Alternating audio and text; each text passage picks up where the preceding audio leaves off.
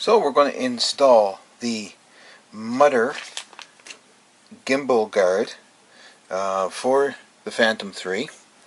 Now I'm putting the open-ended part toward the back. I'm not sure if this is right or not. There's really no instructions, but the only way we're going to find out is try it. Because if you put it this way, it doesn't really sort of protect the whole gimbal. So if we put it that way, it does protect the gimbal, and the camera does move quite freely around it. And if we do get it in our footage, then we'll know that it has to go the other way. It is grooved, and that is also has those little prongs in the plastic, so this thing fits perfectly right in between, just like so. Just snaps right in, and guess what? The big side does not go to the back. It has to go to the front because it just won't actually fit that way. So that's good. So we know that this part does fit in the front. The big empty part does fit in the front. And it just slides in like that. Slides in like that. And then we take our tie wraps and just put them around and through the holes like so.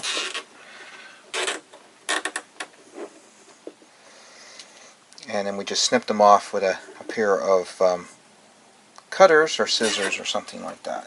Now I'm putting the little knobby parts of the tie wrap on the inside bottom so you don't see them on the outside of your quadcopter there.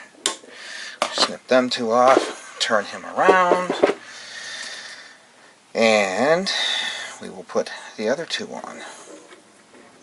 Now, to give you 5 tie wraps, I guess that's just in case you know, you screw up one or something like that. And you can get these readily available anywhere at Walmart, dollar store type thing, so it's not a big deal. I have a whole bag full of them down in the garage. I think what I'll do is I'll put some extra in the flight kit that I have just in case I need them down the road. And that's it. So I'll take that spare one and put him in the box because we don't need him. He's there.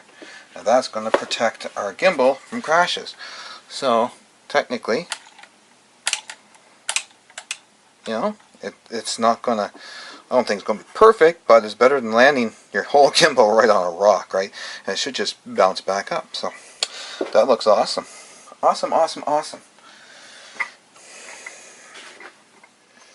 We also have the Neewer lens cap and gimbal lock.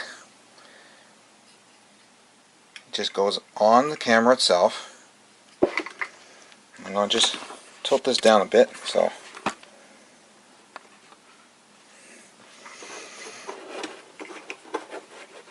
it just installs over the camera, and it is pretty tight, so you gotta be careful about that. And up over your little control thing box there, and there. It keeps your gimbal locked and your lens cap protected. Also, I have made and printed off some of these removed before flight tags. Just laminated them with some plastic lamination pouches that I got at the dollar store. And I'm going to put some red yarn on that, tie it around the lens cap, so that I will remember to take the lens cap off before I turn the Phantom on. This is a good practice to do for anyone who has a lens cap or gimbal lock or anything, so you don't forget it, and it's there. You know, you have to, you see it, so you have to take it off. So I suggest you do that. It's cheap, it's free. All you do is just print them up and print them off, and then some, you know, basically you don't even have to laminate. You get some hard cardboard or something, even write on it. But use a bright color. But use a bright color so that you know, so that you see it, and you have to remove it. That way you won't forget it, and you won't have any issues.